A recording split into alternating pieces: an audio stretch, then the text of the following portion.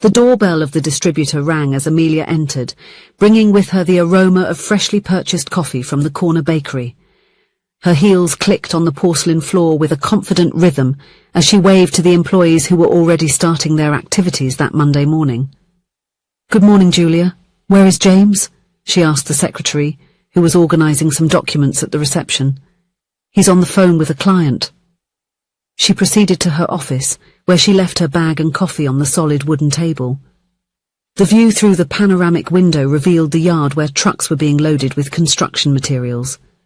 The company was a distributor of construction materials, which she and James had built from scratch.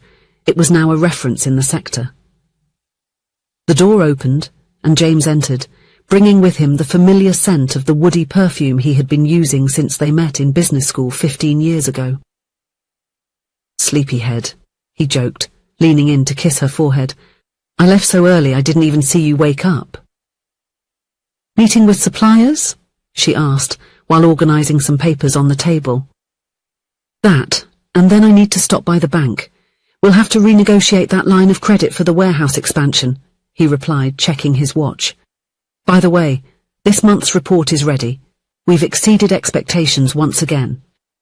The phone rang, interrupting the conversation.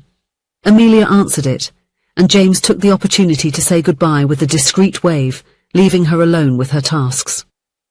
There was something in his expression that bothered her, but she couldn't quite pinpoint exactly what it was. It was just a feeling, like the one we get when a piece of furniture has been slightly moved in a familiar room. Something subtle, almost imperceptible, yet our senses pick it up without being able to name it. That night, Amelia was working on her laptop at the kitchen table. The house, a cozy townhouse in a quiet neighborhood, was silent. James had gone out to play tennis with friends, as he did every Tuesday. Or at least that's what he said. While analyzing the sales reports, something caught her attention. There was a discrepancy between the recorded inventory and actual sales. It wasn't the first time she had noticed these inconsistencies, but whenever she questioned James, he had a plausible explanation. System error, last-minute cancelled order, merchandise return. Amelia took a sip of her now lukewarm chamomile tea and sighed. James had always insisted on handling the financial side.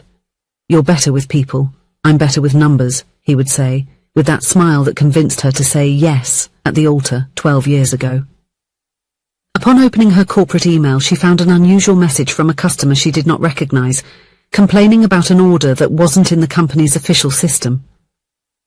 Her stomach tightened. It was the third time that month she received similar communications. Clients who were not in the database, materials leaving without invoices, deposits that were not officially recorded. She looked at the photo on the living room wall. Her and James at the company's inauguration 7 years ago.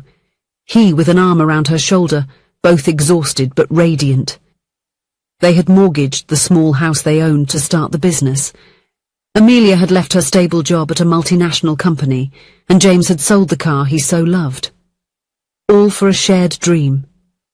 "It's going to be all right," he had whispered that night, when she, suddenly overtaken by anxiety, questioned the decision. "Trust me." And she did. For years. In the early hours of the morning, after James had fallen asleep, Amelia got up silently and went to the office. The company's notebook was in the drawer, protected by a password she knew. After all, they were partners. With trembling fingers, she opened the financial files to which she rarely had access. What she found made her heart race. There was a bank account in the company's name that she had never seen before, an account with intense activity, high values, transfers to individuals she didn't know, large deposits and withdrawals. Everything there was probably without proper tax records. Tears blurred her vision as she scrolled through the statements month after month. Years of lies. Years in which she managed the visible part of the business while, behind the scenes, James was building a parallel scheme. Amelia felt as if the ground disappeared beneath her feet. Dishonesty was something she always abhorred.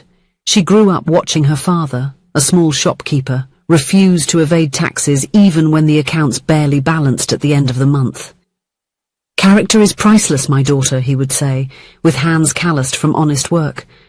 "What would your father say now if he knew that the company he was so proud of was operating illegally?" Her thoughts turned to all the times she had thanked the heavens for the prosperity and comfortable life they led. The irony was too bitter. At that moment, a certainty crystallized in her chest. She could no longer pretend she didn't know. The next day, without saying anything to James, Amelia went to the bank. With the documentation proving she was a managing partner of the company, she requested the immediate freezing of that secret account. "Are you sure about this, Ma'am?" asked the manager, a middle-aged man with an understanding look. "This action is quite drastic." "I've never been so sure about anything in my life," she replied, with a firmness she didn't know she possessed. That afternoon, when she got home, she found James in the living room, his face pale, holding the cell phone as if it were a strange object. "What did you do?" he asked, his voice low and restrained. "What I should have done a long time ago," she replied, standing tall. "I've discovered everything, James. The secret account, the cash transactions, the phantom clients." "You don't understand," he began, running his hand through his hair in a nervous gesture. "Then explain it to me. Explain why my husband, the man I admired for his integrity, is embezzling money from our company." "It's not embezzlement." He raised his voice, then held back, looking around as if afraid of being overheard. "It's just parallel accounting, to protect the business." "Protect from what? From paying taxes? From being honest?" James approached, trying to hold her hands, but she stepped back. "Amelia, everybody does it. It's the only way to survive in this market. Taxes suffocate us, the competition is unfair." "No, James, not everybody. My father didn't do that, and I thought you didn't either." His expression changed, becoming harder. "Your father died penniless. Is that what you want, for us to lose everything?" Those words hit Amelia like a physical blow.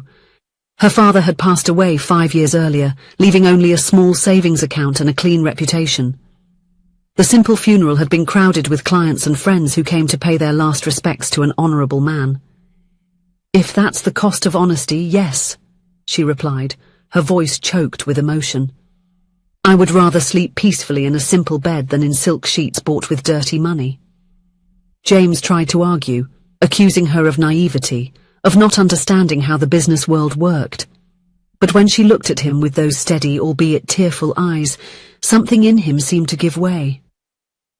"I got involved in a scheme with a college friend," he finally confessed, collapsing onto the sofa. "It was just for a while, just until we sorted out the debts we had at the beginning.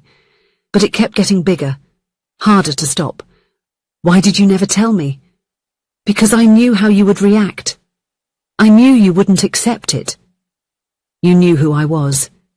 You knew about my faith, my way of living. And even so, you chose to hide it from me," she said, calm but devastated inside. In the silence that followed, only the ticking of the wall clock, a wedding gift from Amelia's mother, filled the room. Outside, the rain began to fall, gentle at first, then stronger, as if the sky shared the sadness that now inhabited that house. A week later, the consequences began to manifest. By freezing the account, Amelia had inadvertently disrupted a web of obscure relations James maintained. Phantom suppliers started calling, demanding payments. An important client cancelled contracts upon discovering irregularities.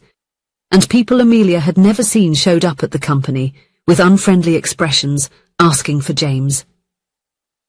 "Do you have any idea what you've done?" James accused, abruptly entering her office at the company. "We are ruined. Those guys mean business."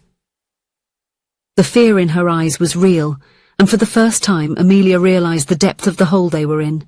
It wasn't just a matter of tax evasion. James had gotten involved with dangerous people, in schemes that she couldn't even fully understand. Within a few days, like a house of cards in a storm, everything collapsed. The tax authorities showed up, probably alerted by one of James's partners who felt betrayed by the account freeze. The fines were astronomical. The company's name was added to the list of defaulters. The employees, realizing the severity of the situation, began looking for other jobs. At home, the atmosphere was like a funeral. James was dejected, his eyes marked by deep dark circles, his face always tense. Amelia oscillated between anger over the betrayal and concern for the future. On a particularly difficult night, after receiving yet another legal notice, James knelt on the living room floor, which was almost empty. They had sold most of the furniture to pay off debts. "I don't know what happened to me, Amelia," he said, his eyes filled with tears she had never seen before. "I let myself be carried away. By greed. By the fear of failing you. I'm so sorry." She watched him, this man who now seemed so diminished. The same man who once made her believe they could conquer the world together. The man she loved, despite everything. "Why, James?" she asked, sitting on the floor next to him. "Why risk everything we built?" "At first it was just small adjustments, then I couldn't stop anymore. Every time I solved a problem with that money, I felt like I was protecting you, protecting our dream." "Protecting me? Lying to me?" I know it seems contradictory, but in my twisted mind it made sense. He took a deep breath, wiping away the tears with the back of his hand. "When I was growing up, I saw my father lose everything for being too honest. I saw my mother cry at night, worried about the bills. I swore I would never let my family go through that. Ironic, isn't it? I ended up causing exactly what I most feared." Silence hung between them, heavy like the storm clouds gathering outside. "I want to fix this, Amelia," he finally said. "I don't know how, but I want to." The pain was great, but there was something in his regret that seemed genuine. She saw it, and even hurt, pained, betrayed. Something inside her stirred. "It won't be easy," she said finally. "I know. We will have to start from scratch. I'm willing. No shortcuts this time. No lies, no secret accounts." He nodded, holding her hands tightly. "I promise." The following months were about rebuilding, not just financially but especially restoring confidence. They went to therapy. They talked to older friends who could offer good advice and share the burden. James reported the scheme, faced fines and legal consequences. The company was liquidated to pay off debts, and they had to sell the house, moving to a small rented apartment. James found a job as a salesperson in a hardware store. The salary was much lower than he was used to, and the work was harder, but he did not complain. For the first time in years, he slept without the weight of lies. Amelia used her experience to get a job as a customer service manager at a medium-sized company. In her spare time, she studied for public service exams, seeking stability for the future. One Sunday, they were walking through the square when they spotted a small commercial property for rent. It was a modest space in need of renovation, but well located. "What do you think?" James asked, pointing to the place. "About what?" "To start over. Small this time. A paint shop, perhaps." Amelia hesitated. The idea of going into business again with James scared her. The wounds were still healing. "I'm not sure if we're ready." "I understand if you don't trust me for this," he said without pressing. "I just thought that maybe it's a way to rebuild not just our livelihood but also our partnership." She observed the place. A small shop, with shelves that would need to be improvised, and a floor that would have to be restored. Nothing like the distributor they had built before. But everything there could be cleaned, right? Honest. 2 weeks later, the small paint shop, Colours and Values, opened its doors. Amelia took care of sales and the decor of the space, while James took charge of the operational side. The finances, however, were managed by both of them with complete transparency. At first, sales were modest, just enough to cover the rent and restock the inventory, but there was something different in this new beginning. Peace. There was no longer the constant fear of being discovered, the elaborate lies, the vague justifications. James was no longer the same man. The trials had left marks but had also transformed him. He was more humble, more present, more honest, not just in business but in all aspects of life. And Amelia had changed too. She had learned to forgive, not out of weakness but by conscious choice. She learned that true, mature love sometimes means giving a second chance. 6 months after the store opened, on an autumn morning, Amelia entered the bathroom with the pregnancy test in hand. The 2 minutes of waiting felt like an eternity. When the 2 pink lines appeared, she felt a wave of contradictory emotions: joy, fear, hope. That night, when she told James, they looked at each other and knew this was the greatest wealth they could have. A new life, a new beginning, a chance to do things differently. The store thrived in the following months, not by magic, but because they now worked in peace, with integrity. James expanded the product line to include painting accessories, while Amelia developed a colour consulting service that soon became popular in the neighbourhood. On a quiet afternoon while organising the stock, James suddenly stopped, watching Amelia with her 5-month visible belly. "You know, Amelia," he held her hands, his voice choked with emotion. "When everything fell apart, I found myself at rock bottom. But you not only reached out to me, you dug alongside me to pull me out. And today, I realize that this is true wealth, having someone real by my side." Amelia nodded, hugging him. When things are right, they prosper.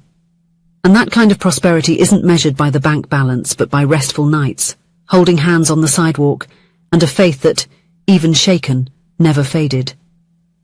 On the wall of the small shop, a simple frame displayed a phrase they had chosen together: "The truth sets you free."